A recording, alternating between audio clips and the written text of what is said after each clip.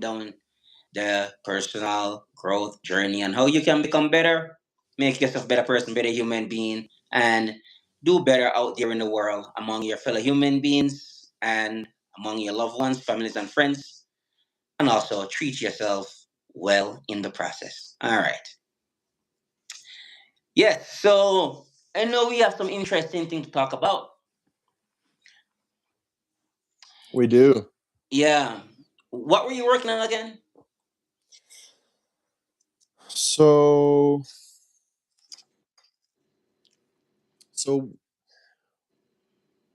we're talking about basically how to become a different person. We say self-development, meaning develop a new person, change the things that are holding us back.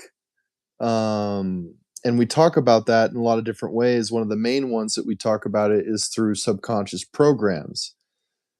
And so that's one kind of way of seeing this picture is through the world of programming, and it's very perfect for our world because um, it is like computer language, right? We understand how that works really well. And what's interesting is that there's a few bodies of work that kind of talk about this same thing through different perspectives that help to kind of piece together this kaleidoscope of understanding together. And so there was a lady named Candace Pert who was the one who discovered the opiate receptors in the body, and we make opioids, we make opiates, and we have receptors for those compounds in the body, which is why they work as a medicine, um, and how they became popular. So she worked at Johns Hopkins University. She was actually a grad student, and she discovered that. Well, in the late '90s, she made a book that became very popular the last almost 30 years now, called Molecules of Emotion. And she discovered through her work, because she discovered the opiate in the body basically as a thing in the '70s. So then she did work for a few decades, and in the '90s, she came out with her book, Molecules of Emotion, that was basically describing um, neuropeptides that are chemical compounds associated with emotional states that have specific effects on the body. So we had a conversation where we were talking about anger. A lot of times people, one of the negative emotions that's very common is anger or resentment or bitterness or confusion or anxiety, worriness. These are all emotional states. They're also chemical states, and she kind of discovered this network of neuropeptides that was associated with um, chemical compounds that are associated with different emotional states. So that's part of this conversation, is kind of like a chemical, almost like a neurological perspective. So tying into a piece of the neurological, which is a little bit kind of outside of it, is what is called fascia.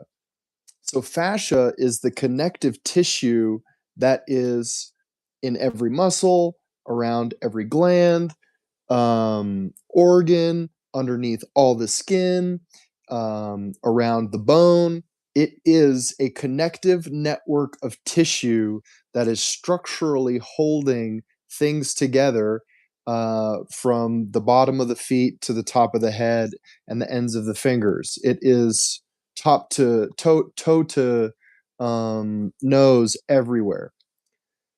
So what's interesting is that it's become more widely known that doing deep fascia work, which is applying mechanical pressure to the fascia, will lead to emotional releases. So what they've been finding is that, and I don't know if this is actual neuropeptides or not, or if it's kind of a different storage system, maybe a little bit more energetic, or it could be chemical. I don't know. A lot of these things we're discovering how they actually work. So either way, there's some sort of storage system in the fascia that is basically holding emotional information, and a lot of times it's trapped information that is not benefiting the body. It's holding us back. It's almost like whenever people say, "Oh, be careful, she's got baggage. Be careful, he has a lot of baggage."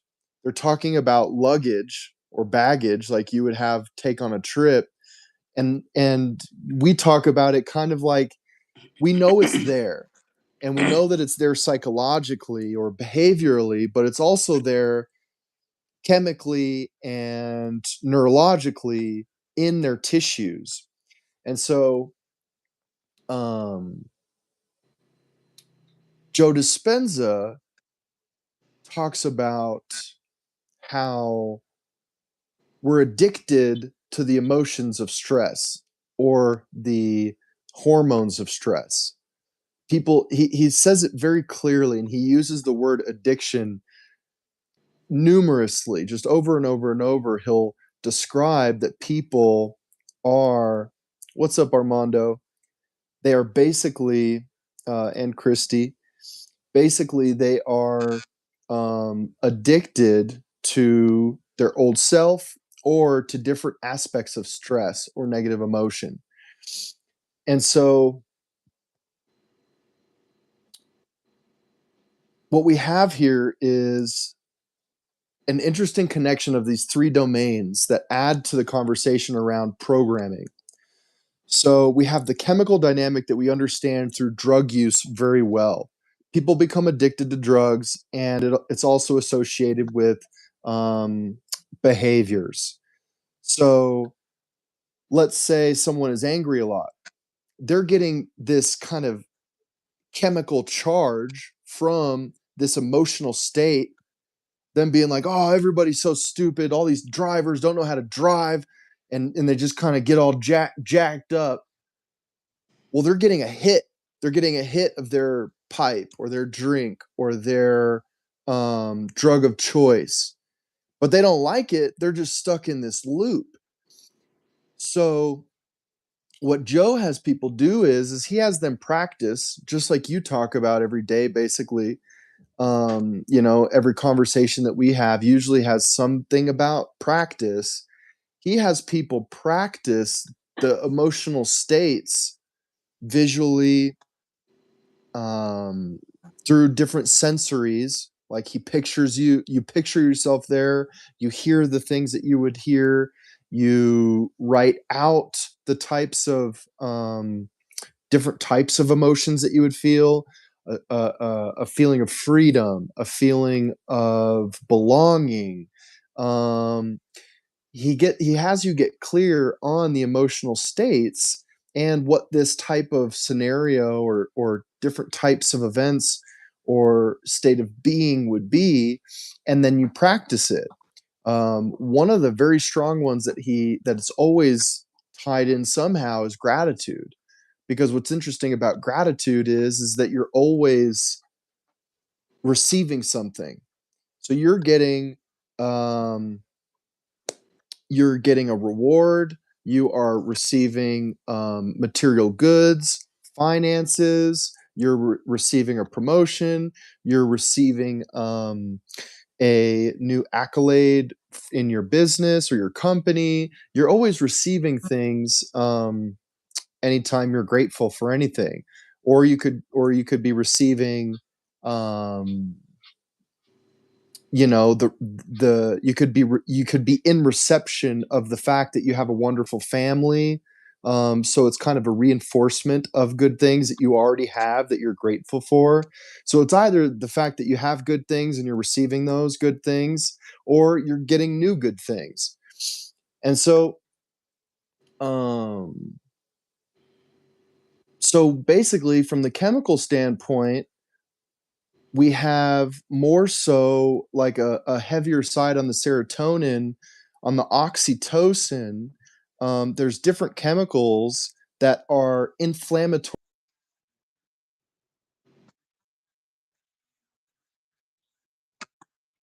producing. One of the things that it was saying as I was looking up some stuff for our conversation was that someone might feel more powerful, right? We talked about the benefits of anger. Like, why is anger there? Why does it exist at all? It because it has a purpose. The problem is that things with a purpose like a gun can hurt people if they're used wrong, or they can help us to hunt that deer or that elk, or in bad moments maybe protect us from other people. But the point is that they have good purposes when used for what they are made for, but um, their negativity comes from misuse, basically. And it's the same with anything in existence from my point of view. Everything has a value and a purpose. We just have to be wise enough to utilize it. And the same thing is with negative emotions. Anger or annoyance, like you had mentioned earlier today, any type of negative emotion, sadness, grief, they all serve a purpose. And so basically, this thing was mentioning that like sometimes people will feel a little bit numbed out. They have a surge of adrenaline. They have a surge of cortisol, and those are very activating, and they have certain benefits. But the problem is that when they're chronically being done, they're sapping people of energy. And so we talked about a conversation where sometimes people, instead of doing self development, they're channeling all their energy into things that aren't pushing them forward. They're keeping them stuck in their pattern. So, okay, so we understand this whole thing chemically, and not only that you can be addicted to it, but also that being stuck inside of negative patterns are also damaging to the biological systems through inflammation and a lot of other different types of ways. They are systemically problematic to the whole type of being that we are, which is a biological system. And the opposite is true for the positive emotional states. The more positive emotional states that we feel in, the more health promoting they are. So it goes both ways. So now that you, from my understanding, have been becoming a more peaceful, calm, confident, appreciative, happy, joyful person, you're actually getting systemic benefits from your organs like your liver and your skin. Your brain is working better. It's repairing itself better. Your whole system, from down to the single cell, all the way to the macro systems like your organs and your skin, and everything from your vision to your sensory organs and your hearing. Everything, your digestion is all benefiting in some way from your positive state of being, chemically and beyond. So the way that the fascia ties together, which is very interesting, and I think worth mentioning before I pass it off to you, No, no, no. which Keep is going. This is good. Keep going. nice. Okay. So, okay. I was shown a very interesting kind of way of helpfully seeing this fascia in two different ways, and one of them is that the fascia is actually our structure. Because our structure is built of different parts. It's not just the fascia, but one of the main things that the fascia does is it has a blueprint of a type of scaffolding of holding up who and what we are together. So it helps to hold the bones together, it helps to hold our muscles together, it helps to hold our organs in place. It's a scaffolding structure. Well, what's interesting about a structure is that it depicts what that thing is. And we know that through blueprints of a structure of a house or a building. It's through the structure that really makes what the thing is, and in a very real sense. And so this fascia is not just holding emotional information, it's holding a lot of different types of information, and it's also being explored as a quantum bridge or a connector of kind of quantum dynamics and physical dynamics. So this is a really big world of research that is becoming more developed currently and through the previous recent decades. But there is a very solid conversation going on that has to do with all the ways that fascia is way more than just a connective tissue structurally. But through the structural dynamic, I keep seeing this one vision, which is that when we look at ourselves, when a person changes, I never see them stay the same visually. I always see them change physically. It might be through their muscles or through their skin or through their hair or through their choices of clothes. Maybe it's the types of words that come out.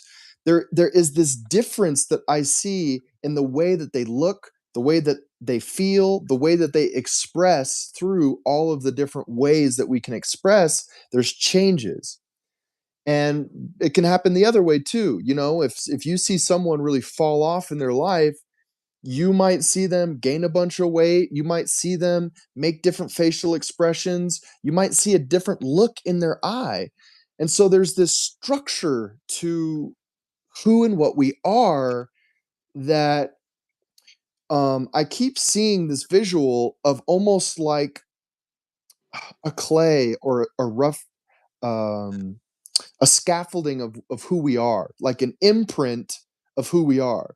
In order to become someone new, we have to change that imprint, and that imprint is kind of sitting underneath our skin in a quasi neural network because it's not really neurological, but it is kind of neurological, but it's outside of neurological. So it's almost like this other thing because neurological is it's almost like half energetic, informational, and it's half living physically in the body. And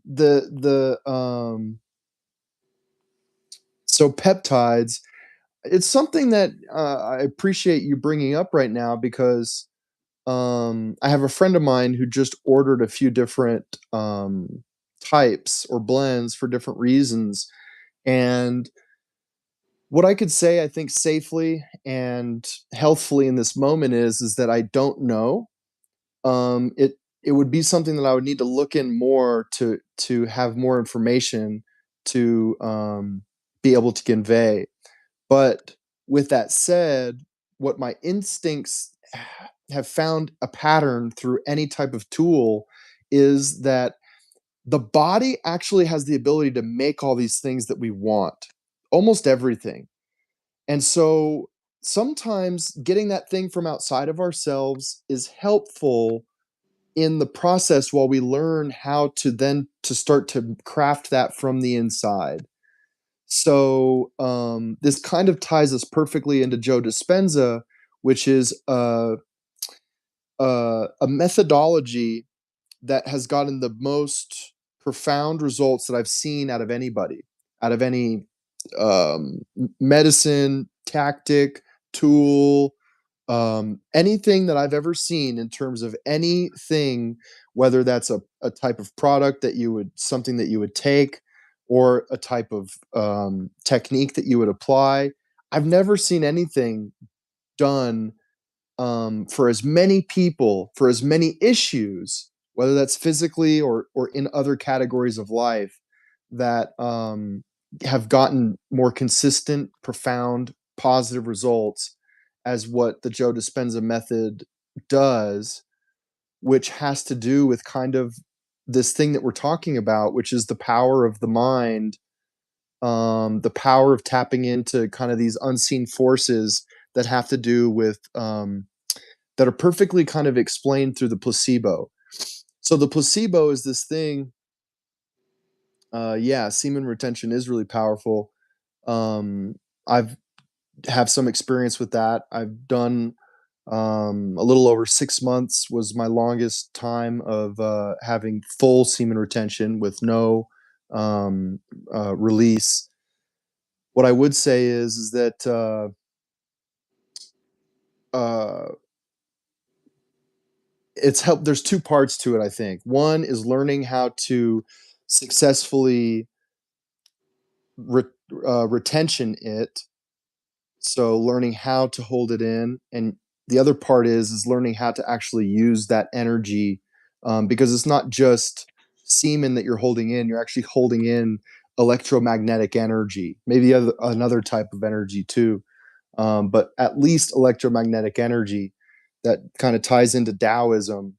Um, so if that energy wants to produce life, and if you don't learn how to produce other things with that energy and channel that energy into other stuff, then it'll actually build up, and then it'll force itself out in weird ways. So but it's absolutely worth um, looking into and practicing, because a lot of issues come from men chronically depleting their vital life forces, both chemically and physically, but also energetically. So basically, to finish the thing about the placebo is that you can give, and we do this all the time, and any serious, legitimate, Johns Hopkins to Harvard to any type of medical study that's ever been done legitimately in the last who knows how many decades, they account for something called the placebo effect. And so they call it the placebo effect, but what they're saying when they say that is that if I give this to someone and I make them believe that it's going to have any type of effect on their body, a certain amount of the people that I give it to actually produce that effect, but I didn't give them anything but a piece of sugar or something totally benign. So what does that mean? It means that something in someone's body is able to do, and we haven't been able to see much limits, like you can tell them that it'll do anything.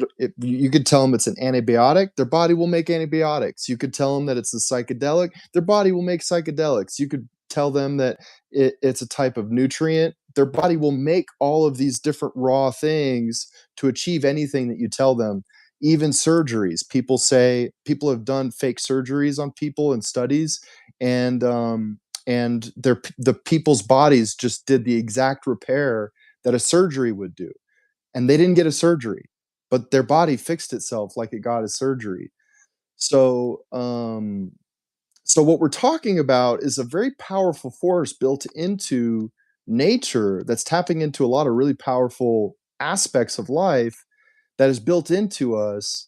And Joe Dispenza is teaching people how to do that, but not by tricking them, by having an honest conversation saying, I want to change this part of my body, or I want to change this part of my behavior or my life or my finances. And he calls it he came up with a word called something something placebo. He came up with a new word, and I had to look up the new word because he did a study, and in the study it talks about this phrase blank blank placebo. And so I was like, "What is that? I've never heard of that." And when I looked it up, the definition is it's a placebo that the person knows about. They're not being tricked. So now all of a sudden, instead of it just being something where you have to trick someone and pretend like you're giving them something to get the benefit, you say, okay, I want this benefit, so I'm going to tell my body to make the benefit. Or I want to change this part of my behavior or my life, and I'm not going to trick myself. I'm going to focus on creating that. So to kind of tie all this stuff together, What I'm saying is that we have an imprint or a blueprint living inside of our skin in our body that in a very big way I'm being shown is this network called the fascia, which is a structure of who and what we are. And if we want to change that structure, we have to change the information. And that information in a big way is living inside of the fascia. And when we change it, we start to see changes either in our body or in our eyes or in our breath or in our behaviors, but we see that changing, and it's a literal change of information, of chemistry, of the structure of the person is literally changing in these ways, informationally, chemically, structurally, and also energetically, for lack of a better word. Um, so yeah, those are different people, different things. Oh, he's asking about grounding. You know a lot of stuff, Ben. Grounding is really key because our system is built off of voltage. That's actually the thing that if you were to take all the electrical voltage out of your body, it would you it's the only thing that would kill you faster than not breathing. So the hierarchy of needs from a very plain biological standpoint is basically voltage or energy. You need that. If it's taken away, you die right away. The next one is breath or air. The next two are kind of tied because in terms of how fast you would die without these things. First is voltage, then is water. I mean, no, then is breath, then is water and sleep are pretty close. It's like less than a week you would die within both of those. And then after that is food. There's some other ones that go past that, but those are kind of like the foundational 5. So yeah, grounding is really helpful, especially with a lot of the weird types of um, voltages that we're exposed to, even our cell phones or voltages in the wiring of our house, of our buildings. And there was this really crazy one. So I saw a video of this guy. You know those tube lights that you see in like the big grocery stores and stuff? It's like a it's a certain type of light. So this guy took one because he heard that if you go to one of those really big power lines that has like it's not just the one on a wood um column, it's one of the ones that's like made out of metal and usually has like 3 big kind of wire pieces to it. He heard that if you take one of those tube lights and you walk up and you're on the ground close, yeah, fluorescent, exactly. So if you take a fluorescent tube light and you go near to one of those freaking power lines, those really big ones, it'll just light up. And you could look this up, um, or you could even try it yourself if you wanted to. But um, that the power, the electromagnetic invisible energy, the voltage is so strong. That's actual voltage. The voltage is so strong that that guy being on the ground, who knows how many dozens of feet away from those lines, is holding this tube light and it's lighting up. He's just holding it in the air. So that's how much voltage, and those things go by houses, and we have, Wi-Fi that runs off of voltage. So yeah, basically, having a consistent exchange between um, the ionic energies of voltage or electromagnetic energy between us and the Earth, especially with rubber shoes, is really helpful for us in these times. So I know that was a lot, but yeah, that's kind of the key piece, Rayon, that I was excited to share today because it's helping to say the same thing that you and I are so passionate about talking about, which is becoming a new person, but it's talking about it chemically, it's talking about it structurally, it's talking about it from a couple of different lenses. So yeah.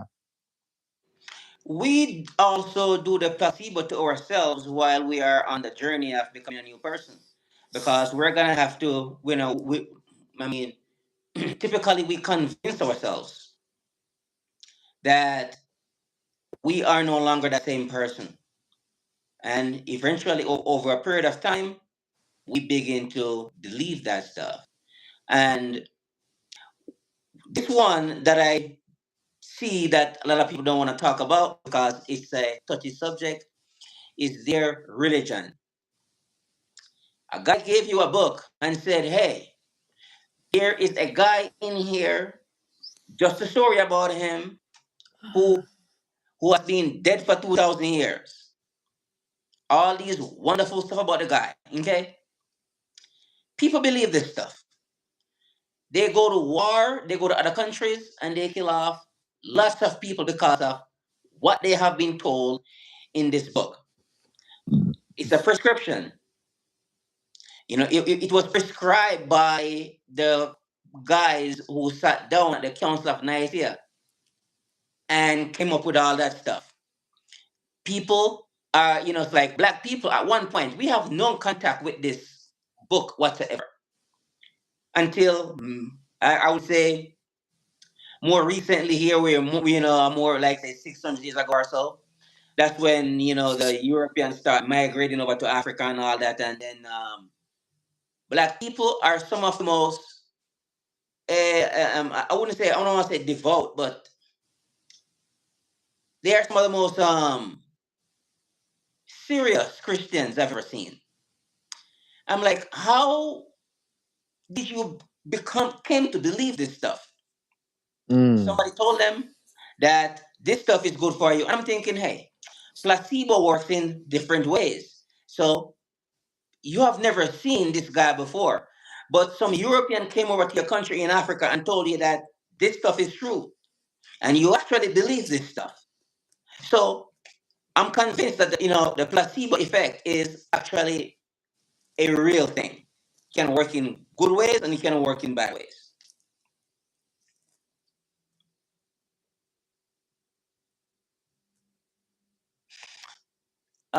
We are if we are reading the chat. We can see what you write. I'm not sure what you're asking,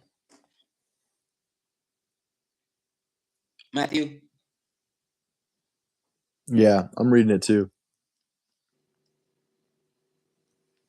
Yeah, Did, it's true what you're saying, bro.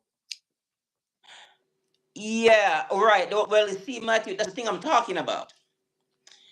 I don't know this for sure, but somebody told me that this, you know, guy died for our sins. I do not know this for sure. So how do I know this?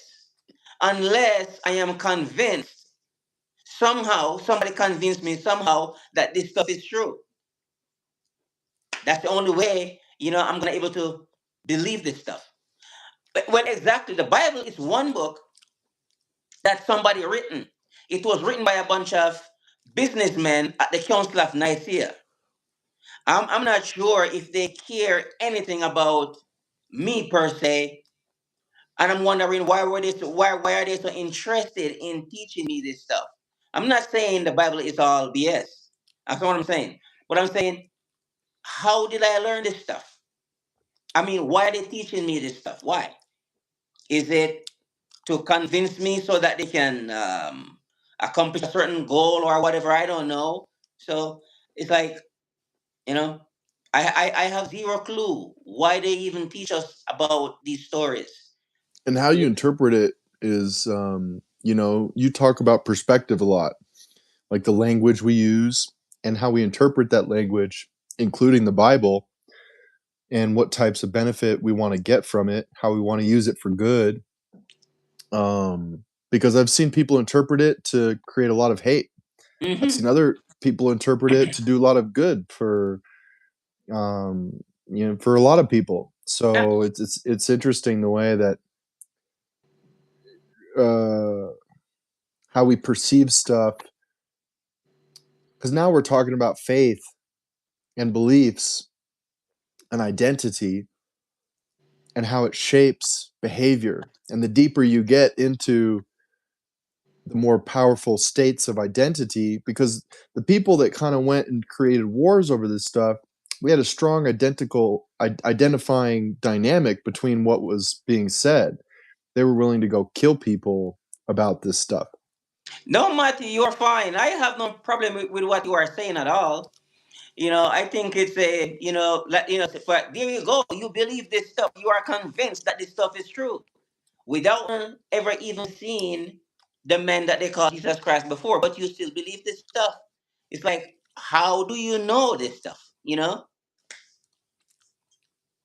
Yeah, it's definitely worth thinking about because sometimes people believe stuff too easily, and sometimes people are too skeptical. Well, I'm more so on the skeptic side because one of the reasons why I'm skeptic of this thing here, pretty much everything that they told us is a lie. Over, it's like the education.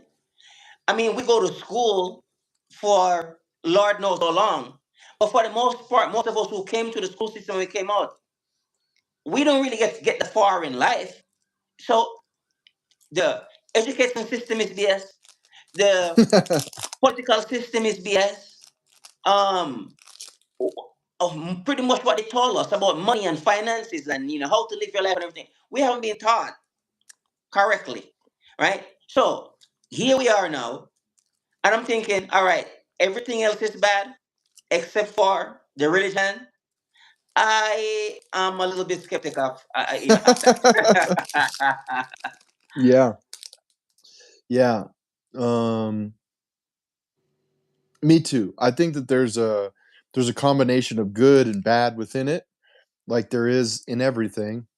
Hmm. A- And I personally use a blend. I was raised in a Christian household from Christian parents Same and here. found, yeah, and found that I know, well, for me, from what I've seen, from what all the pieces that I've been shown, is that Christ or Yeshua, who wasn't his name wasn't Jesus, and I don't like how they changed his name.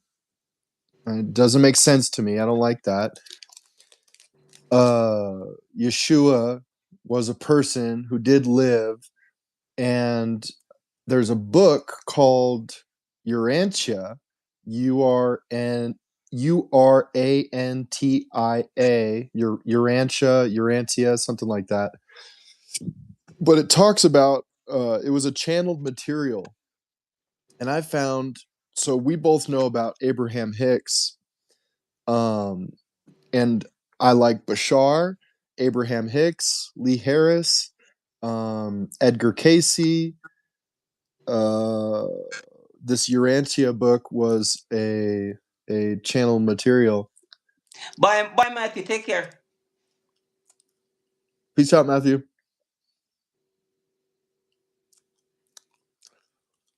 So, um,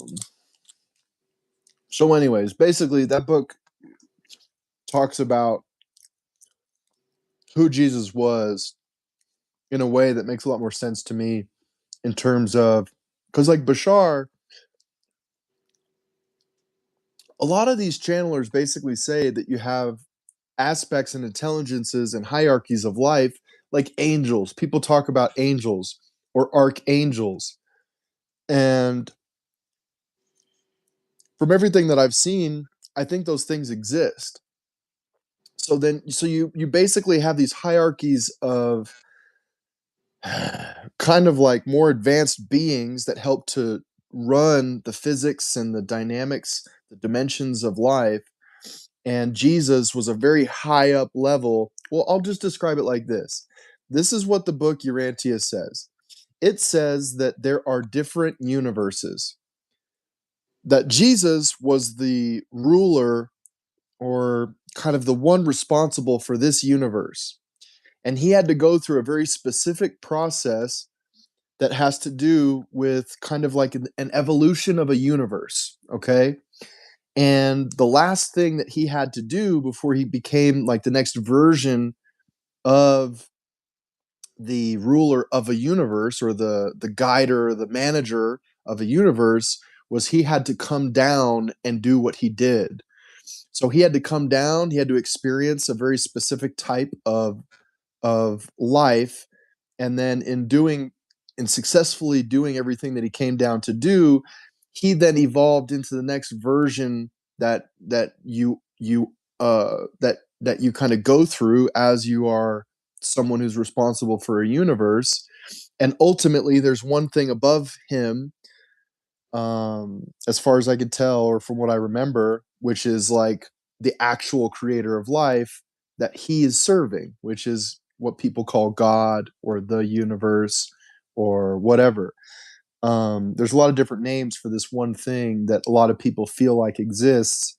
And that Urantia book is really interesting because it kind of gives a breakdown of like really the why so many people really have such a strong connection and belief in Jesus. And it says that he was a really, big part. Like he's like the manager and the one overseeing this universe, and he embodied all of that down into a body. And he also kind of studied a lot of the things that you and I talk about. Like he didn't go through, like he did very, very deep internal programming, metaphysical stuff, semen retention, a lot of those things. Um, but he did them. He worked with Egyptians. He worked with certain like Himalayans or Taoists. Like he went and traveled across the world, But and he people. behaved more like a monk. Yeah, exactly. And he learned from very, very advanced teachers, like the best of the best from different parts of the world, like you're saying, through different temples and different very advanced teachings and teachers. And they showed him how to do very advanced types of physical, mental, emotional, spiritual evolution. And he did all of that in a very short period of time compared to what normal people do. And it allowed him to tap into abilities that, if you read the book Autobiography of a Yogi, there's some people doing some similar types of stuff where they're able to fly, they're able to project the holographic version of their body in different places, far distances. They're able to melt their hand into rock. Um, and so, anyways, this kind of taps us into an interesting place that I wasn't expecting to go down. But what we're talking about is ultimate self development.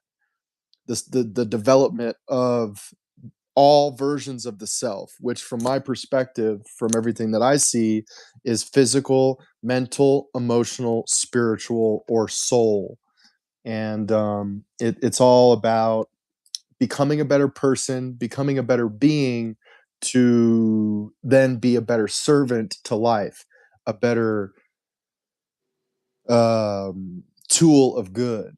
And that ties into most every religion. It talks about trying to be a better person through When action.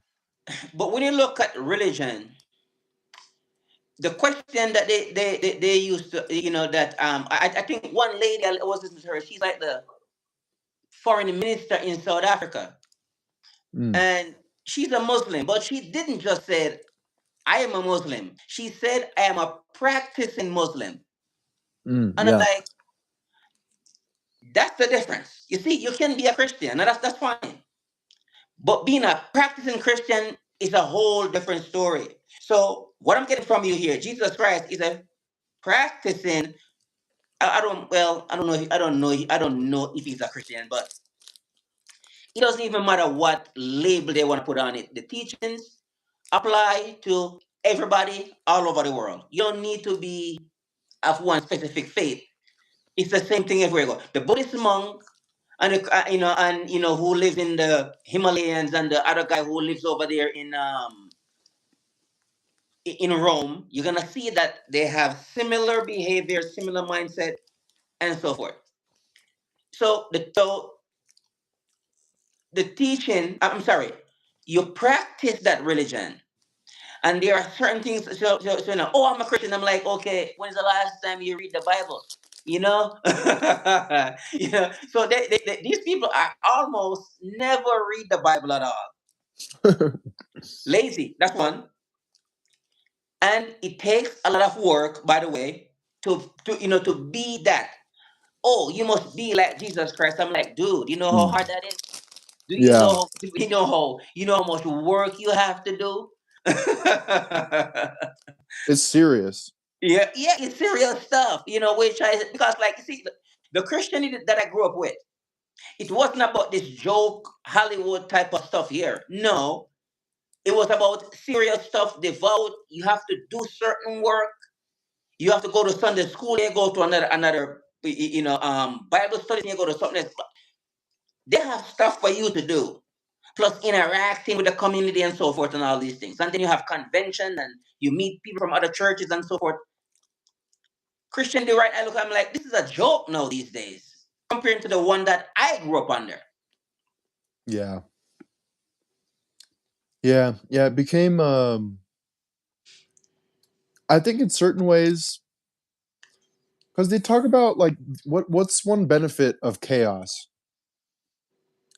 Yeah, Christie's saying telekinesis, remote viewing, astral projection, telepathy, premonition. They're all, like, aspects of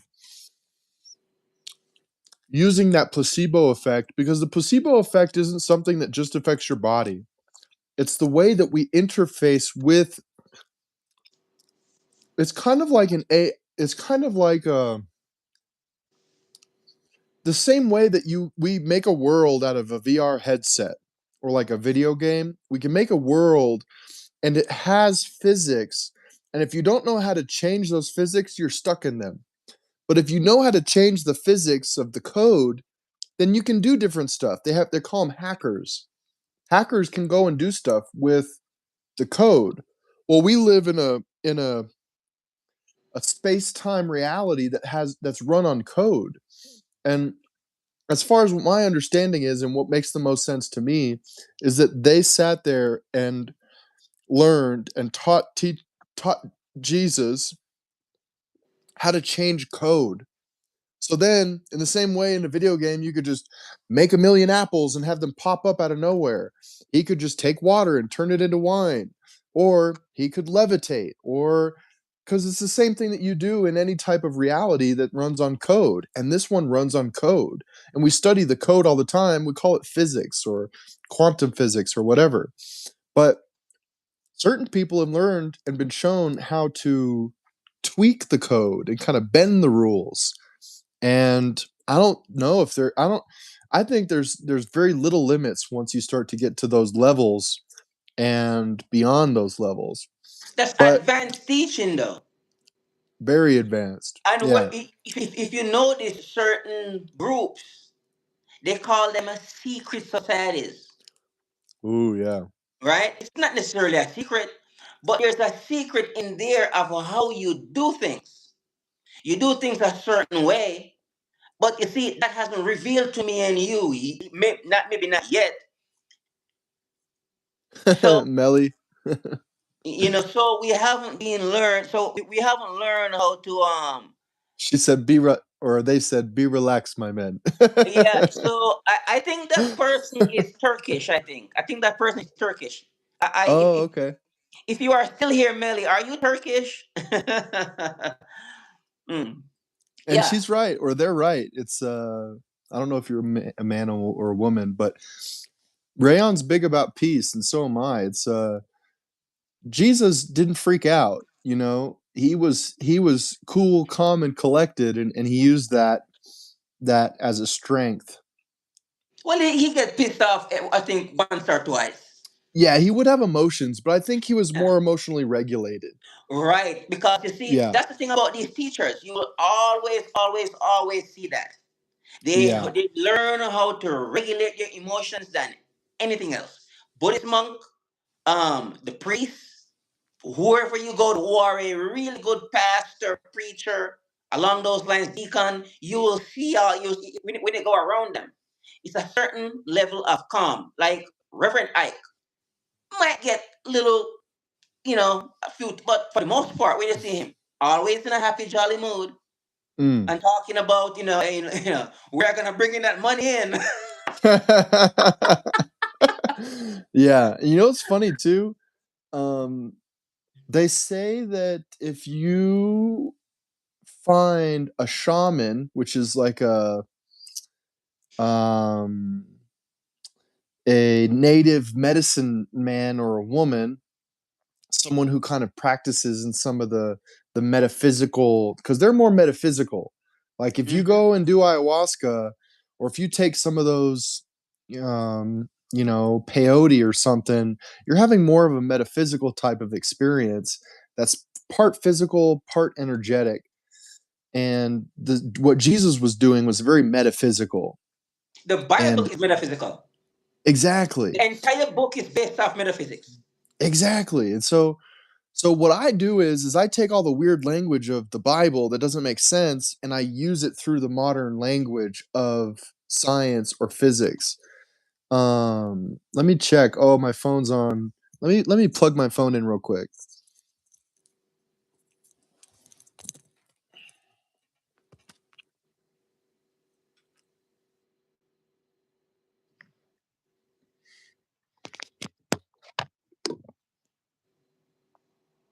Okay. Can you hear me? Yeah, yeah, yeah, good. Okay, perfect. So so some it's like a thing that I heard quite a few times, and they would say something like, if the medicine if the shaman isn't laughing with you, isn't making jokes, and they're all serious and kind of playing this enlightened pretending game or something, you should be careful of those guys. Because like all the good shamans that are really like well experienced and well intentioned and pure, they they will joke, they will laugh with you, they will show emotion, they will be human, they won't be above it. And maybe there's certain people that are a little less emotional. Like I think of Reverend Ike as being like more emotionally expressive, and there's some that are going to be less. But they're always going to have emotion, like you're saying, which is they still feel joy, they still will feel grief, um, just like Jesus did. And a lot of the certain stories about Jesus that were from other channelers that felt like they had a lot of truth in them, talked about Jesus having certain struggles before he did certain things that he had to do before his um crucifixion and stuff like that. Like certain things that he dealt with, there was moments where he was like stressing out, and he was like, in our words, like, this is going to be hard, like this is um there's difficulty in this. And so that's yeah, that's I like that a lot. um One thing that you were talking about is kind of like parts of the way that Christian culture, it's almost like you were describing the way that they were more serious in different cultures, maybe in Jamaican You practice. culture. It was that they have um their, I think where they got their teachings from. It was more about you have to do things. Yeah, You being need more to action get oriented and serious. active and all that. And I think I Yeah. was listening to one guy. I was in the Walmart parking lot over there in San Jose, California, and he talks to me all the time. He works at the Walmart, and he said that because Jesus Christ already died for our sins, so he was having difficulties with other people in the same religion but different sect, was saying that you probably should do some things. And he said, no, you don't need to do anything at all. Oh, yeah, because he already died for their And sins. I'm there looking at him like, people like me, Darien, that won't work for me at all. Because that just sounds lazy. Well, okay, I can add something very interesting, which is, so, okay, have you heard of the raw materials? No. Um, so there's two other channeled books that were very popular over the last 70, 100 years. One of them was called A Course in Miracles. Yes, I know that one. Nice. And then there's another one that's kind of similar to it, called The Raw Materials. Um, do you remember I told you that one time that my ex-girlfriend started dating a guy, and I was watching his YouTube channel for months, and then I found out that they were dating, and it was like, "Whoa, that's crazy." He specializes in his study and understanding and interpretation of the raw materials. That's like what he's known for. He has a YouTube channel of like probably hundreds of thousands right now because last time I saw he was like above 100. So he's really big in this metaphysical community. Like he's one of the up and comers, and he's been on some bigger podcasts. So basically, the raw materials was a channeled. Um, it was it was like 3 or 4 people, and the woman was the channeler. There was a professor that was um, from a university, and he was interested in this kind of metaphysical world, and he ended up getting this woman and 2 of his other colleagues or friends, and they all kind of like explored this world through channeling, and she became a very strong, ended up becoming a famous channeler. And what the raw materials talks about um, a lot is different aspects of how religion, spirituality ties into metaphysics and what's actually going on currently. And one of those things has to do with like the rapture or this, because in Christianity, a lot of people think that at some point Jesus is going to come back and then this world as we know it is going to end. And he's going to take all the good people, the believers, with him, and the non believers are going to go to a different place. And I think commonly people think that's heaven and hell, but the raw materials says kind of set it clears that up in a sense, and it makes it more sense to me because that whole heaven and hell thing sounds like just like a total miscommunication. Like, But it is. It is. It is. Uh, you experience heaven and hell right here, in my yeah, opinion. yeah. And so what the raw material says, which is that there's something that says every time it speaks, it says I am raw, and then it says its response to the group that does the channeling.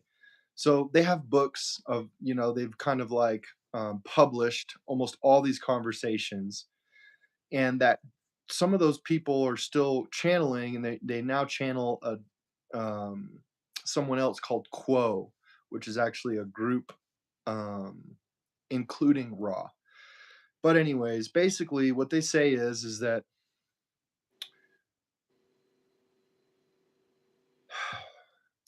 we're going through a cycle, and we go through cycles in life just like how we go through winter into spring, and we just cycle, and the earth cycles around the sun once a year. There's cycles, and we see these cycles playing out. Well, there's also cycles that happen on the planet, and there's also cycles that happen um, for the people on the planet or the souls on the planet. So basically, in their terms, the earth is a specific type of classroom, and souls, which are all kind of like a little piece, a drop out of the ocean of the creator itself. We're all kind of like the big bang was one big thing that blew out into a bunch of little things, one thing into a bunch of things. That big bang was one source of life turning into a bunch of parts of life. And so basically the way that they describe it is that earth is a very advanced classroom, and earth, there's a bunch of different classrooms all around the universe that we don't know about. There's other souls going through other types of experiences on different types of planets, even though we don't see them yet, that are playing out different lessons. And you kind of, it was basically the creator wanting to experience this breadth of life that it couldn't experience when it was all one thing. So it was like, let's play a game together. I'm going to blast myself out into all these different pieces, and I'm going to take all these little pieces through a journey, through an incredible adventure, through an incredible movie, and it's going to play out on a soul level. And there's going to be different times where that soul is going to not remember who and what it was, and earth is one of those classrooms. But what's interesting is that in the descriptions that's come from different variations of this group and others is basically that the earth went through such a dark dip down into darkness that a classroom that basically they say it's about 26,000 year cycle. This classroom that you go through has one purpose, and it's for you to decide whether you're going to go down the path of serving self, which is you will manipulate to get your own needs met. You'll hurt other people. You'll steal from them. You'll do things that are better for you, even at the expense of others. That's the service of the service of self or the path of evil, basically. Or you're going to go down the path of good or service to others. And that doesn't mean that you're self-sacrificing all the time. It means that you serve yourself so that you can serve all of life too, so that everybody, including you, lives and prospers for good.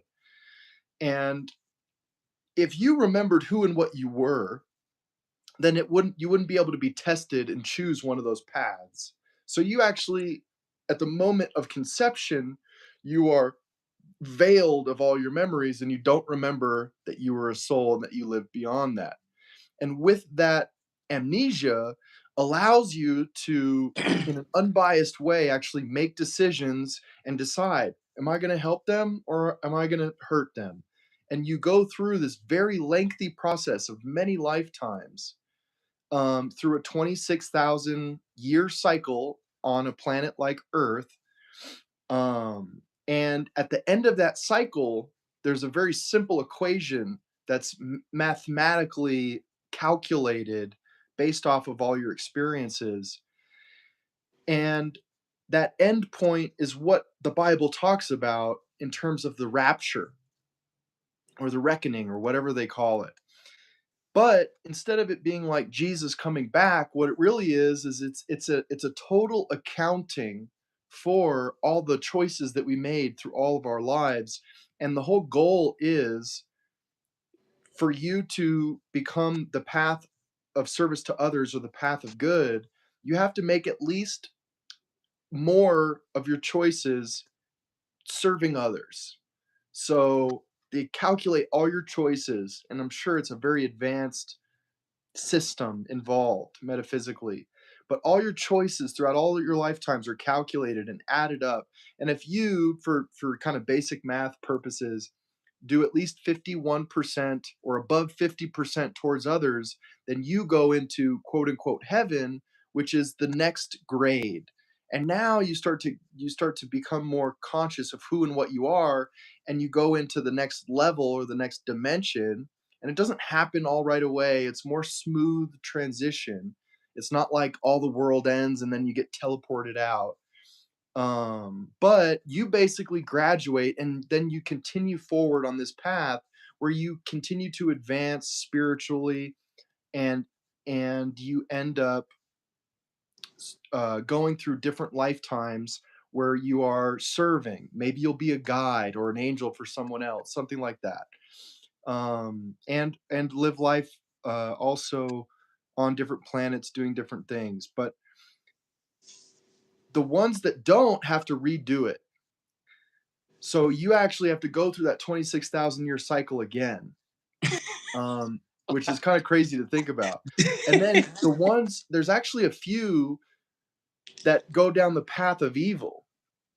And the ones that do, it's harder. I think from what I remember, it's like 80% of your choices or more have to be service to yourself against other people, where you're constantly doing Hitler shit.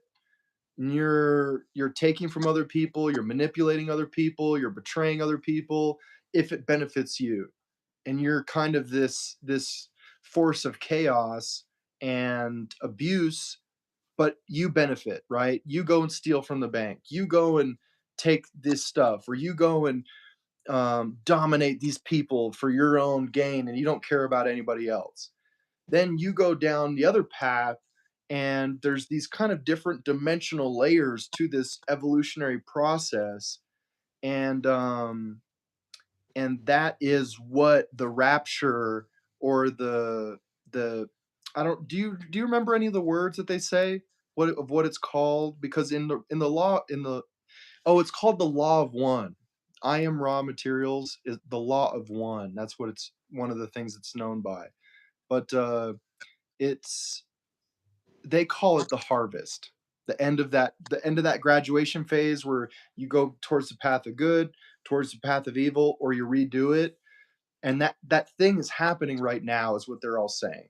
We're kind of at this the end of this 26,000-year cycle where we're hearing prophecies that were in the Bible play out, because some of the Bible is accurate.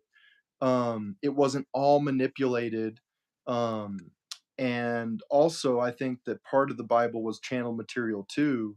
But people like at the thing that you talk about, which I don't know much about, the Council of Nicaea, and my understanding is that other times through different um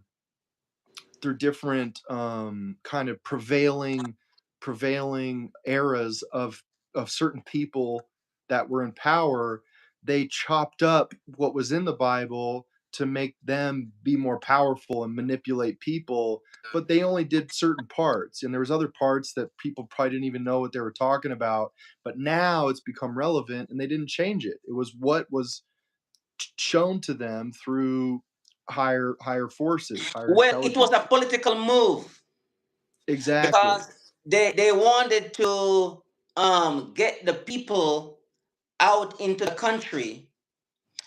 They call them pagan. So they want to get those Yeah. people out, to accept this new state religion.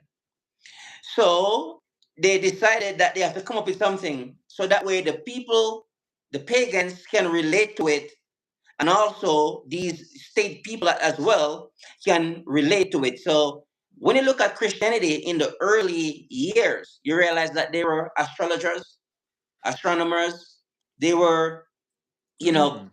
scientists and all of that stuff. It's later on. Even the Pope could have a wife back then. I think they changed it like 1,000 years ago or so that was changed. So the early Christians were far more into, you know medicine and so forth. It's just later on, because when you look at the Bible, Jesus Christ, how did they discover him? They're watching the stars. Who Oh, interesting, who right. who watches the stars? Astrologers. Yeah. Okay, so these things were, so all they are telling us that, um all these teachings that was happening at the time. I don't think it has anything to do with a real physical human being. I have, I just don't believe that at all. That's why the You don't believe that metaphysical, Christ existed.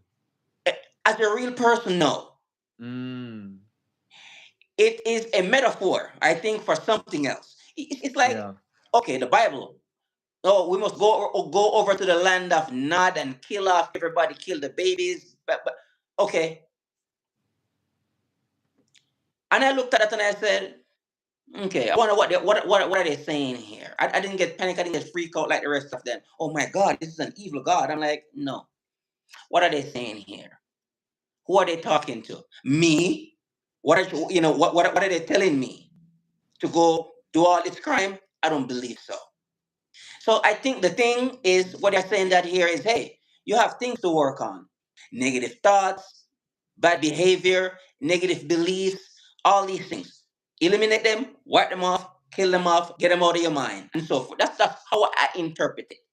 I Because they're agree. I right. think it's both, and I think you're right that, that a lot of the stories are, maybe some of them did happen and they still were lessons. Maybe some of them, a lot of them never happened, but they're metaphors and teachings that are meant to, um, teach us certain things about how to be better in very specific ways. Because that's what the whole Bible is all about.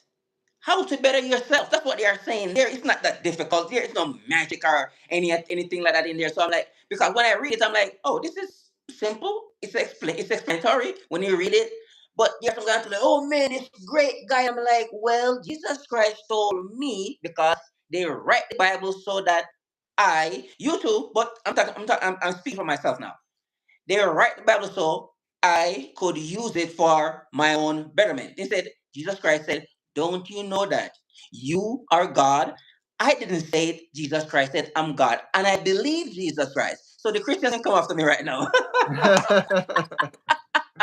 Yeah, and Christy mentioned the book of Enoch. Um, Mhm. and it's funny because a couple of years ago I was reading it and I ended up getting a kitten, like a cat, and I adopted it. And I was thinking about what to name it, after a lot of names I was thinking about, I was like, "Oh, you know what?" Um, I was like, "What about Eno?" So instead of Enoch, like Eno, Eno. And so I shortened it and I was like, "Oh, that's cool." And that's what I ended up choosing. But Yeah. it's interesting because that book of Enoch is from what I don't know a lot about it. I just read it for a little bit and Mhm. had like a little bit little moment of research with it. But it was really interesting because from what I remember, it was actually in the Bible at one time, but then And it they was remove taken. it. Yeah, they Yeah. took it out. Yeah. And what's interesting is that it talks a little bit about metaphysics. Um, Yeah. We're going to have to wrap it up here soon, brother. yeah, sounds Because good, man. yeah, I'm not sure if it's gonna keep us on or take us off like it did last time. I'm just a little bit worried about that. I Yeah, think but it was a glitch last time. That's what I think. But we can okay. look it up after Uh, tonight and then after yeah, we I was get right. off. You know what? Let's experiment with it. Let's continue on a little more and see. Do you remember what time it was? Was it exactly It 70 was it was minutes? around 72 or so. But let's continue on and see what happened. Let's continue on. And Yeah, and we're maybe gonna maybe Christy we could wanna Google it. experiment and see what happened. Yeah, because I think it was a glitch. That's my hypothesis. I don't know. Okay, because it was weird. Yeah, yeah, yeah. Yeah. It was. But, It but, but, was. but I'm kind of glad how we tapped into the spiritual part here tonight because we haven't really got Mm, into that at all since we have been talking. We talk about the everyday work and the personal development, and so forth, and work on yourself spiritually, mentally, physically, and so forth. We never really got into the spirituality, like because it's something that I actually like talking about and like practicing too. Okay, mm. because I don't believe that you can just read these stories one time and then you get it. I don't think so.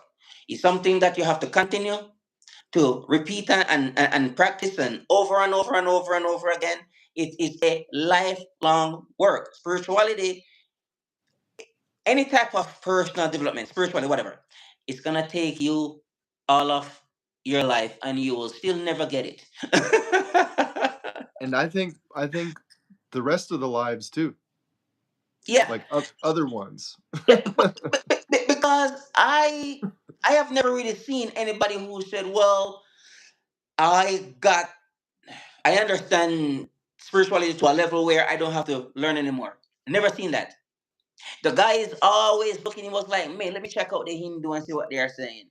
Okay, I learn quite a bit from the Hindus. Oh no, no, no! Now it's time to go to the Himalayas over there to the monks and go check them out too.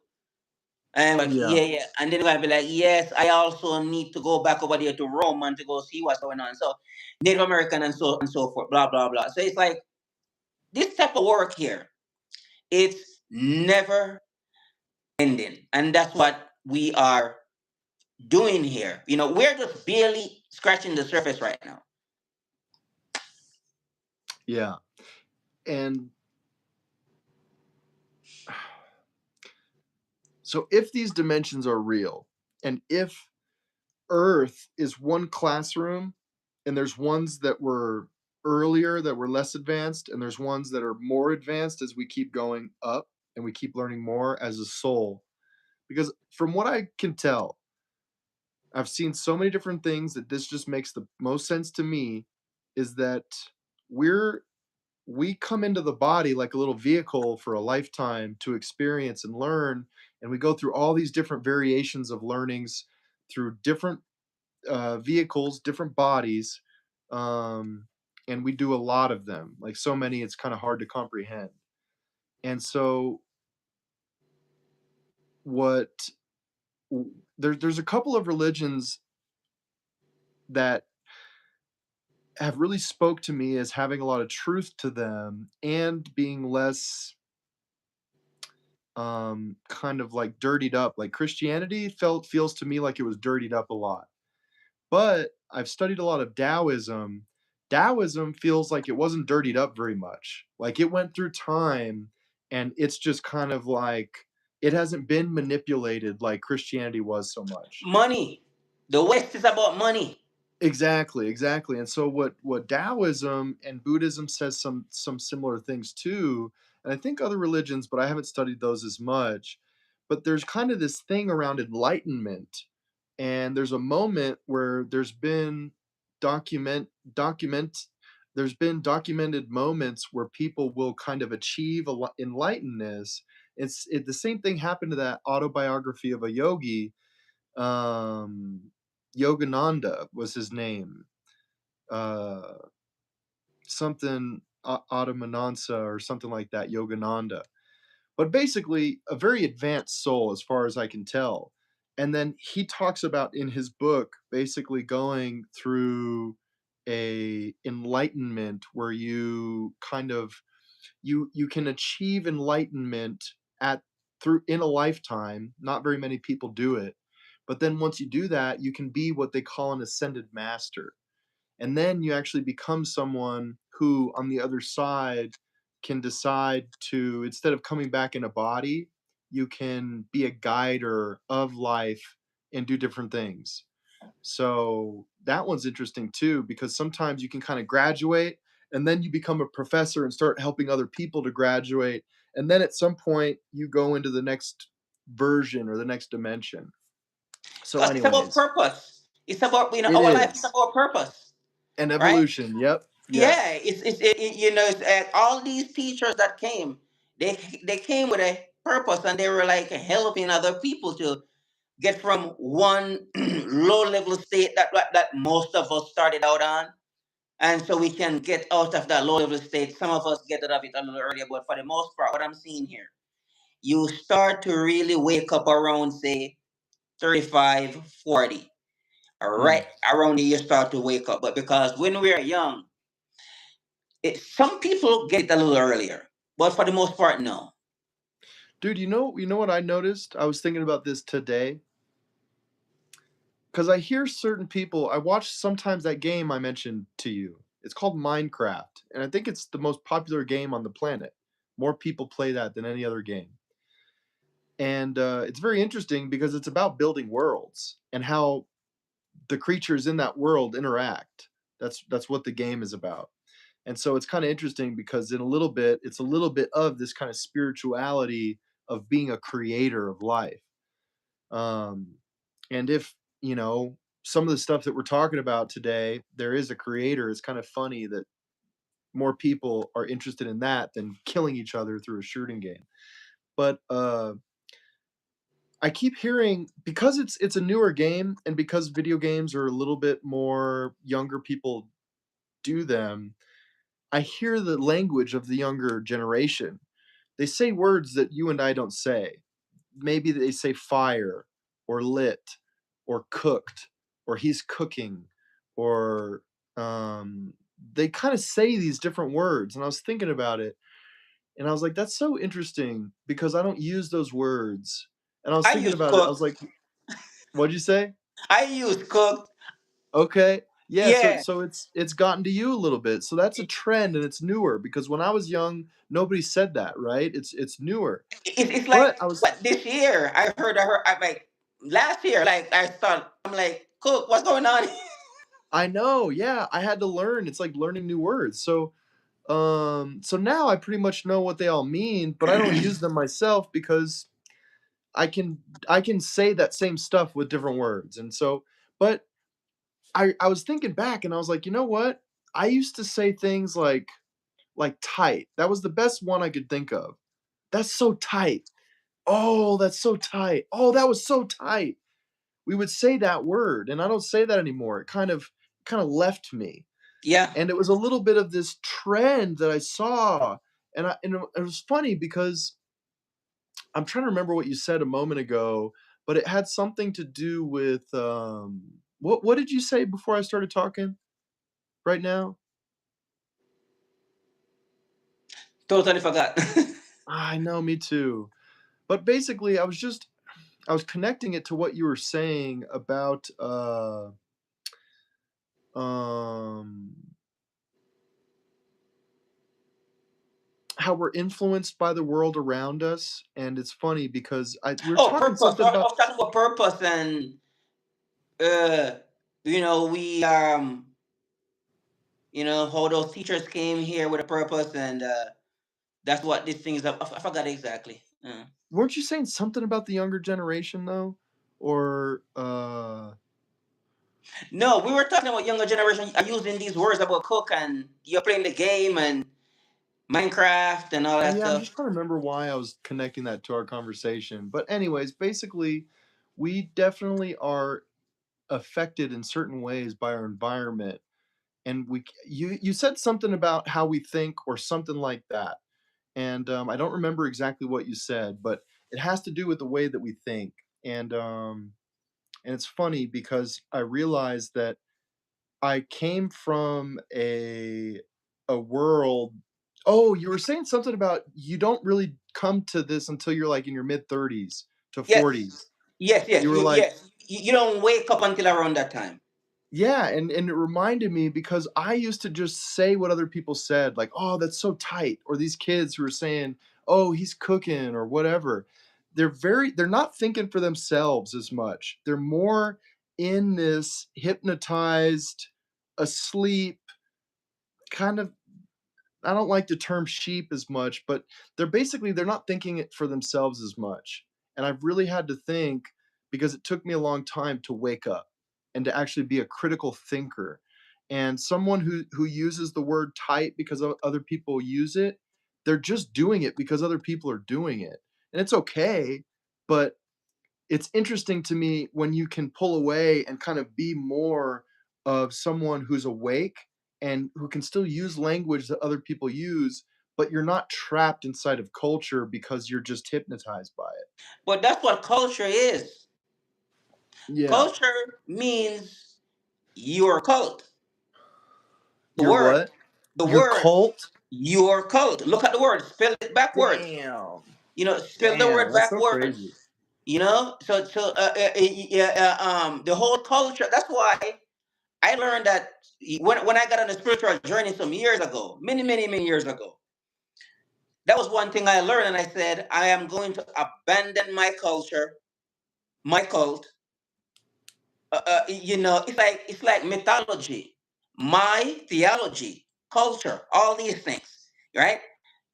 It's like we are, it's like a pre-program. So Yeah. when you come into the world, all you need to do is just follow the blueprint, and then you are good. You are fine.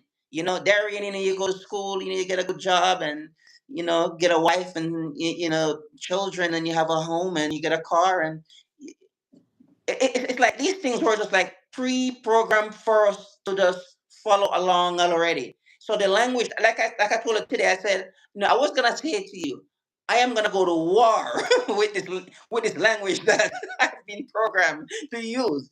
But I said, let me relax with the war part first. but Nice. but Yeah. that's how I like to talk. I like to talk, put a little bit of I don't want to say violence, but a little bit of mm, you know, war into it, because you see, I like to go to war with myself, so that way I don't have to be of a headache to anybody else. Really, once I conquer myself, then pretty much, whoever else out there, I don't need to worry about them so much. Yeah. Yeah. Exactly. It's interesting because I use that word. in our conversation the other day, and I thought about it after, and I was like, how could I have said that better but still get the point across? Because there's something about the challenge or the process, the almost like a chemical reaction or a um there's some sort of action that's happening in terms of like when you say going to war, winning a battle. But there's other ways of saying that when I was talking about it, because I was talking about that whole introverted, extroverted, the way people manipulate each other. They kind of win over their energy, and then can kind of dominate them. But whether that's the best way of saying it or not, I like thinking about it and having that kind of constant awareness and checking in. Was that good? I don't know, but at least I'm thinking in those terms. I like the energy that comes with it, that comes with go to battle to win the battle to win the war, because it's that's what it really comes down to. Mm. This is actually so. It, what I'm, when I look at the entire system, because I like to blame, not blame, but I like to talk about the system. When I looked at it, That's a funny little slip. yeah, A little bit came out. yeah. When I observe the system, when I analyze the system, and I looked at it, all I can see, we are actually in a freaking prison. Mm. My job is to do a prison break. Well, that's what Morpheus was, right? Huh? I said that's what Morpheus was, right? Like, do you remember the Matrix? Oh no, but I know when the guy, I know there's, you take the pill, the red Did you pill, and see when that you do movie? that, then you break out of the Yeah. prison. Did you see that movie? I think I saw it one time some years ago. Wow, interesting. Well, Yeah. it's one of the top movies. There's obviously many good ones, but that's It's it, one of the best ones that it's shows what we're talking about being asleep, being inside of a system, and then being able to be awakened out of it and become free. it is not necessarily a movie. Are you It's gonna say actually a documentary? documentary based Yeah, off of yeah. human beings. The whole thing, because Exactly. when I listen to people describe it, how people who can describe things better than me, and I'm because, like, I listen for certain words that they are using, and I'm like, okay, this is not actually a movie. This is just how we are as human beings. Okay, Yeah. you want to get out of it, you can take this prescription, because what we call writing, another word for that is called prescribe. Prescription. Right? Mm, So nice. the teaching, same thing. It's a prescription. It's a prescribe. So we talk about placebo and all that stuff. So I tend to listen to the words that they are using, and that's what I see. So it's a prison, and we need to get out of this prison, and this is our job, and it is on a need to know basis, and nobody's coming to save you. You will never see they pass a bill or anything like that said we are gonna go to war to get you guys Against out of this prison that you are in. No, no, no. I mean, like, we're gonna pass more laws so we can keep you in the prison. Yeah. Yeah, it's definitely something, um, at least right now, that's happening, amongst the people. It's more something that's happened on a personal level, and then whenever we're ready, we'll because something about timing's coming through. Like sometimes you're not ready. Like if I was meant to be awake this whole time, I would have been, I think. But I wasn't meant to. I was meant to be one of the ones that was under a spell for a certain period of time, right? You're talking about prescription and writing. We call it spelling. Mm, that's what it is. Yep. So, but then there was a certain timing when I was ready to wake up. And when that happened, you want to know what's crazy about me and why I think like what my personal story was. Maybe we can end on that or you can say something else if you want. Um but the way that I found that book, the same one that we both talked about, Think and Grow Rich by Napoleon Hill, a man gave it to me and I was led to that man. And the way I was led to him made me know that something outside of me was guiding me. And literally before that moment, I was an atheist. I was someone who wrote off religion because of all the stuff in Christianity that I didn't like. I saw a lot of evil in the world, and I just kept asking for help and felt like I never got it. So I was like, "This sounds like bullshit, man." So I was like, "I'll believe in science." I didn't know that that was my decision, but I made that decision, and, um, and I just started basing my life off of science. There was 0 spirituality, no religion, nothing outside of materialism. And, I kinda hit the rock bottom. I was completely broke down, and then I was slowly starting to get back on my feet. And, leading up to the moment where I met that man, there was certain things that people said or books that I was given that started opening up my mind perfectly in the perfect little order and pattern. One of the books was called Biocentrism, and it was written by a guy who was very who was a very accredited, successful scientist, in different bodies of work throughout his career. And the more that he studied different aspects of science, the more that he was shown that spirituality was being confirmed by the breaking edge leading sciences and quantum physics and different things. And so I was like, "Oh, this is very interesting." It's like taking science and using it to prove spirituality being possible or real. And then right after I finished reading that book, um, I was working that door-to-door sales job. I was dropped off, because we'd get dropped off at a neighborhood, and I would have, like, 10 streets that I would do that day, and I would just kind of walk up and down every street. So I'd get dropped off at the end of a street, and then I'd start working. So I get dropped off, and I was driving on the way to work that day, and I was, like, making a decision to quit that job and to go do something else. And so I got dropped off, and I sat in front of the street, and I looked down, and I just kind of finalized that decision, and I was like, "You know what? This is time for me to quit. I don't wanna work today. I'm gonna go to the gas station, get a snack, and just reflect." The moment I made that decision, I was looking down the street, I turned towards the sidewalk of the main road I was on and started walking towards a gas station a half a mile up the road.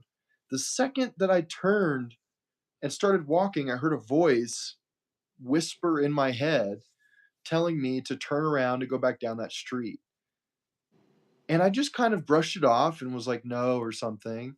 And I kept walking, and this voice just kept repeating and getting louder. And so finally, I was actually in an argument with this voice in my head, telling it to kind of fuck off. "No, I'm not gonna do that."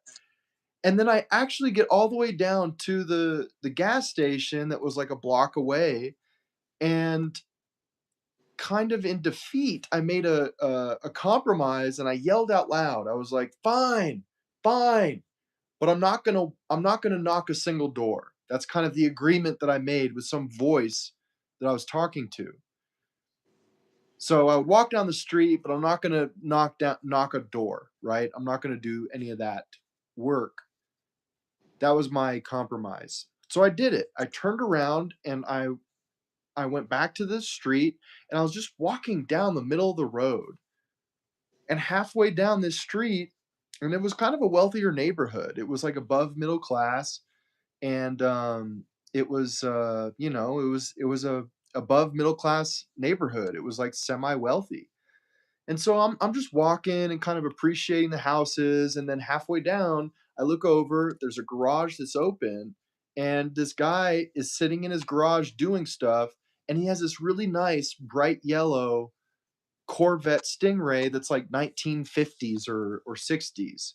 It was beautiful. It was like a really clean, old muscle car, perfect mint condition. And I just looked at it for a moment and just kind of, uh, mentioned to the guy, I was like, "Hey, man, that's a nice car." And he's like, "Oh, yeah, come on, come here, I'll show it to you." So he invites me to take a closer look. I don't remember if I sat in it or not, but he was just kind of really showing me a close up of the car, and we started talking. And I talked to him for like an hour and a half, almost 2 hours.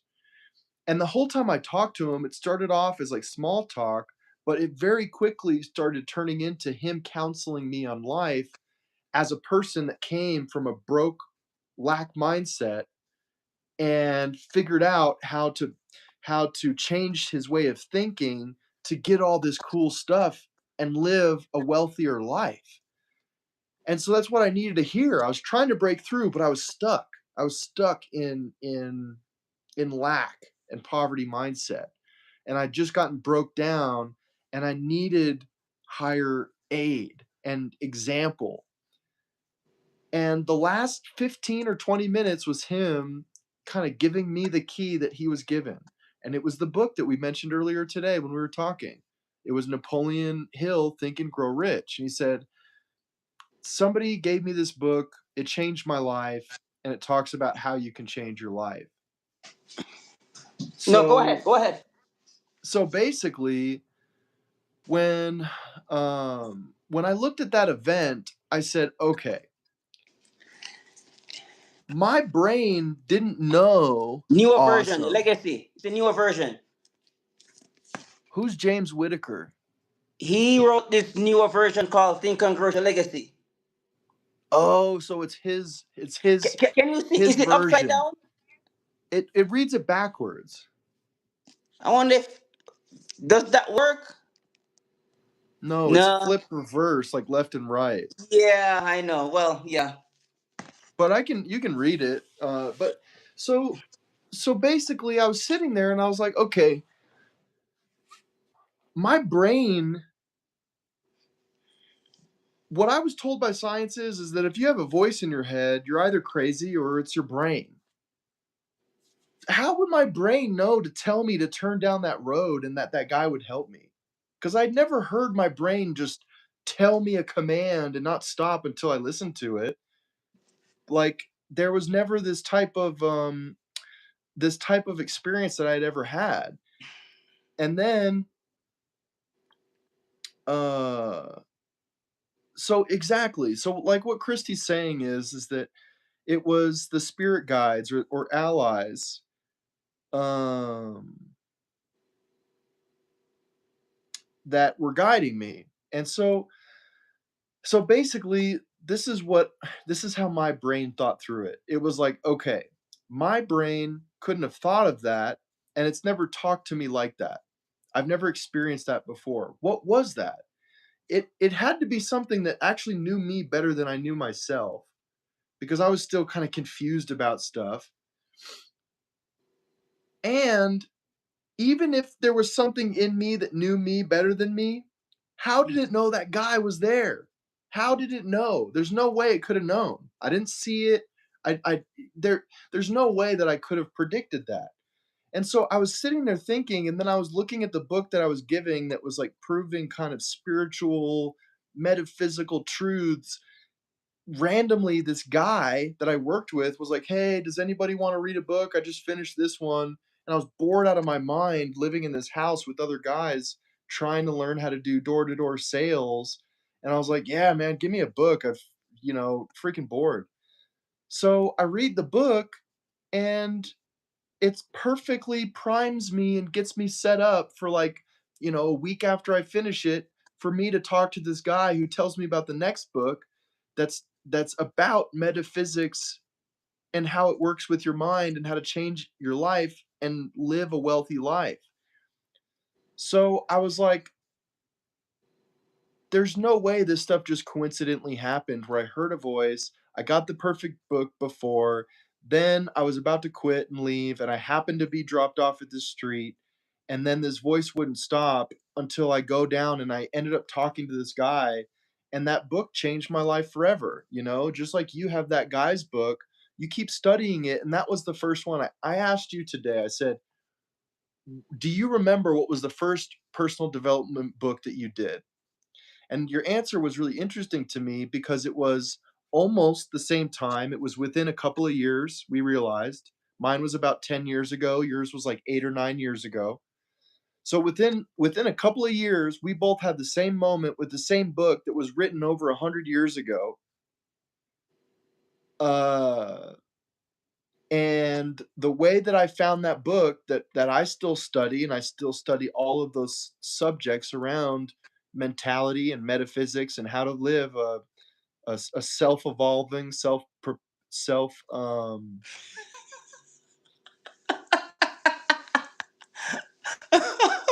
who's got a Mustang? No, he just likes to talk about Mustang all the time. It's fine. It's okay. It's okay. Well, what I'll tell you is, man, I don't know how long you've been listening, but the whole story was about me meeting a guy with a Corvette Stingray, like a 1950s or 60s, kind of like bumblebee yellow Stingray, and he basically changed my life, and he told me that this book called Think and Grow Rich by Napoleon Hill changed his life and showed him how to live wealthfully. So, so anyways, I know because my brain and my understanding works off of science that I couldn't have known that.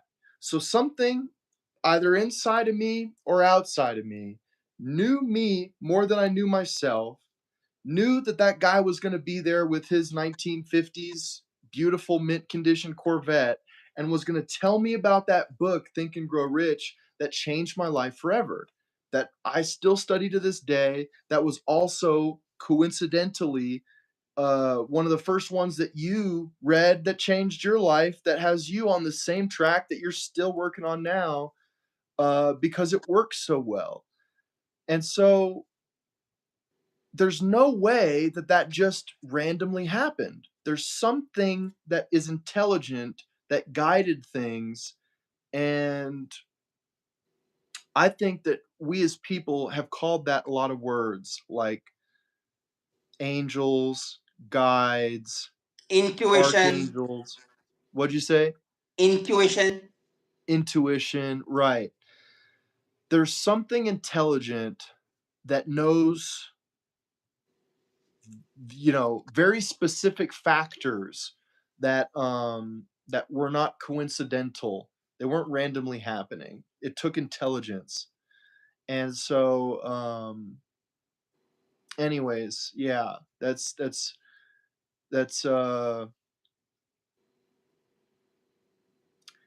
why I have been shown and know personally that there's something more intelligent than my intelligence. And it Yeah. seems to care about me, and it seems to guide me and show me things so that I can live a better life. So, people When call I that was listening, God. Go ahead. when I was listening to Justin Perry some years ago, and he was talking about, he said you actually have, your guiding spirits who are your angel that works with you and look out for you. And luckily, I have an open mind. Okay, because stuff like that. Little cookie. Okay. Who, what parts of what I'm saying? No, no, no, no. Oh, no, I was saying Justin Perry. When I was listening to him some years ago, and he was talking about you have your Mm, guiding spirit and you have your guiding angel and that watch over you and looked out for you. And I said, luckily that I have an open mind. Because if I didn't, I would just write it off right away, being like, you know what, you're a little cuckoo, so I'm not even gonna bother with this stuff. But the more I begin to look into these things, we are not alone. And the universe set it up for us to be helped at every single moment. Right. And we just have to, like many, many times, like I'm in situations and I don't know how I'm gonna get from point A to point B. People show up. yeah, And it's like, okay, how did you know that I really need to get from here to here? Happens. Yeah. bro. So I have a tattoo on my arm. My best friend when I was a teenager, who I think was a little bit of a type of a, I don't know if you heard the same term, but it's called Earth Angel. I've heard Mm-hmm. people say, "Oh, they're an Earth Angel." I think Mm-hmm. sometimes we have people that can kind of act a little bit like an angel for us, and they're helping us, just like you're saying, right? Maybe one of those people that helped you to get where you needed to go kind of was an angel for you that day or whatever. Well, can you see this? I'm kind of curious if it does the same thing. Yeah, What does it I can see say? it. Says what? Fate something. I mean, I can't see it all the way, but Well, anyways, it says bound by faith. yeah, okay. So that was my first tattoo. I got one since then, and uh, it was from my best friend growing up who really helped to guide my life in very specific ways. And he abruptly died when we were both about 21. And he had gotten a lot of tattoos, maybe a dozen or 15 or something like that. And the one that I always loved was that one that I got as a replica in the same spot and everything. And whenever he got it, I asked him, I was like, "Why'd you get that? Like, you're not a spiritual dude." Like, he never even talked about God or didn't even say, he wasn't like religious or anything. And I was like, "Why'd you get that? Like, what does that mean?" And he never told me like a story. I don't remember him ever saying anything, even a little bit that made sense. I just remember him saying that he traveled to London and wanted to get a tattoo, and he got that one and loved it. And I was like, "But why? What does it mean?" And he never told me anything that made sense. And so for whatever reason, I was able to be like, "I love that tattoo. Oh, I'm gonna get it and I'm gonna celebrate his life." And he's like, all these years go by, and I kept having people from time to time that would ask me what it meant. "Oh, what's your tattoo mean?" And I'd tell them the story about my friend dying, and he had it, and I loved it. It was my favorite tattoo, and I wanted to celebrate his life. But that didn't ever answer what it meant. What is bound by faith? And so I kept thinking about it, and it was over years where people would ask me, and I kept thinking. And then once I started to get into the metaphysical world of Napoleon Hill, it all started to click. And I was like, "Dude, that's crazy." Something inspired me to put on my body, in terms of what Napoleon Hill says is the most powerful force in nature, is our faith or our belief or our programs, what we focus our mind on. So when you say bound by faith, is that you're bound by your beliefs. Your beliefs become manifest to the degree that you believe them. So if you believe you'll be a little bit successful, then you're bound to that. It's going to happen. But you're not going to be crazy successful. That won't happen. But if you believe you're going to be crazy successful and you believe it a lot, you're bound to that. And nothing can stop you from it from that happening. You're bound. It's like a chain that you can't break except through breaking your belief. Yes, but bound but also means you are addicted. Yeah, yeah, exactly. And So addicted to fate. and it could be a Also, positive or a negative depending upon how you use it. I don't think fate is a bad thing. Fate is not negative. That's interesting. So when you think bound, you think addicted. Yeah, because That's you are so tied to interesting. it. Yeah, you are tied to it. Yeah, it's funny that you said addicted though. That's funny. Yeah, Um, like so the other guy, anyways, yeah. like the other guys. I used to follow his channel. He says addicted to success, Mm, yeah. That's A- interesting. and that's what I think. I think I'm kind of like that too, I Yeah, am you're addicted bound to to it. success. It's almost So like like destiny or I something. huh?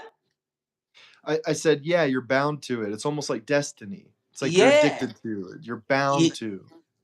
yeah. Hmm.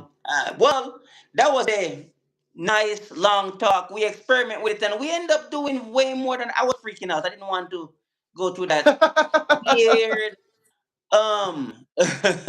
situation again where it cuts off whenever it feel like, and I did not know what had happened, and that was weird. Dude, that's almost 2 hours. Right. So I'm glad that we run this long. So now I know because these conversations you can't have them in an hour.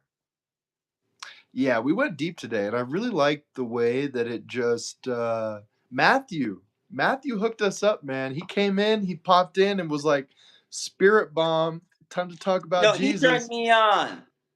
He did, dude. Yeah, he turned me on there. I'm like, oh man, this is not gonna be good for you, Matthew. I know, I felt a little bit tense for a moment, but if that didn't happen, we wouldn't have, Yeah. continued on into all the stuff we did. No, I have no problem with the teachings of these great teachers, all right? But it's when you are so shallow in your Mm, interpretation. That's what bothers me more than anything else. It's like, okay, the Bible is a Christian book. Really? Is that what it is? So you want to tell me only Christians can interpret the Bible? I don't believe so. Okay? mm. So I was a little bit, so I'm just bothered by Christians, period. Well, there's been certain people, anytime you have a big category of people, you've got good people and bad people, or people doing good things and bad things, and there's been a lot of Christian people that have done a lot of fucked up things that were done in the name of Christianity. So it makes sense that you'd have a problem with some of those things. No, I have a problem with because it is a low level of teaching. The people who are interpret it's a Mm, low level interpretation, and that's what bothers me more than anything else. It's like, yeah. okay, this thing here is far more bigger and deeper than you can even imagine. But you see, it's like a surface type of thing, and I can't bother with that. Where this one guy, J guy, you can't say the word anymore. This one J guy, who came to and he died, and now you have no sins anymore. And I'm like, really? Look around the world. All this cruelty that's going on. You want to tell me this guy died so we could have more of this stuff? What are you saying here? So that's just my issue with these people. Is the metaphysical interpretation to me is far more superior, Yeah. even more better. I can understand it more when I listen to a metaphysical teacher who understands these scriptures. I don't care what they use, God, Jesus, whatever, and it's like I accept it just fine. It's just when Christians interpret it to me, I have a problem with them. Yeah, Yeah. man. I that same materials, the raw materials, the law of one, they said that Christians are actually sometimes some of the most easy, because we all channel. You channel stuff, I channel stuff. Sometimes we're channeling good stuff, sometimes we might be channeling something bad. If we get into a really fucked up place of mind, we got a lot of hate going on, we might channel some nasty shit out there in the fucking ether around, and so it's good to be like you are and I am, like, thoughtful and be like, okay, what are these thoughts telling me? What am I being inspired by? What's the core or the source of it? Is it coming from love? Is it coming from thoughtfulness? Is it coming from hate? Is it coming from something bright or dark? Like what is going on? So uh they say that one of the things that's really helpful about a lot of Christians is that they can be inspired by something similar to Raw or something else, and they'll just do it. They're so faithful, and they almost don't think, which sometimes is really helpful because, sometimes if you overthink, like we were talking about earlier, it gets in the way. Mm-hmm. But at the same time, if you don't think for yourself and at all, then obviously you're gonna be because it's part of the thing I don't like about, certain Christians, which is they don't think for themselves. They just kind of read, listen what other people say this stuff means, and then they're like, "Yes, that's what this means." And then they just live that truth out for their whole life, and it's like, I wish there was a little bit more thoughtfulness like you're saying. Well, the Bible itself is I have the feeling it was written by a salesman, Some parts. because when you look at the stories, you notice the stories has never really been told by the person. It has always been told by somebody else about that person. Mm, Moses said, Jesus said, um, the story about Jesus was written by four other J people: Matthew, Mark, Luke, John. They were telling the stories about this other person. So it is a salesman tactic.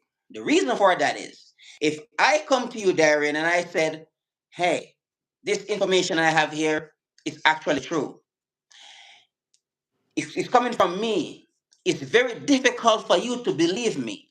But if I said, hey, Darien, this guy in India, mm, he said this, he said that.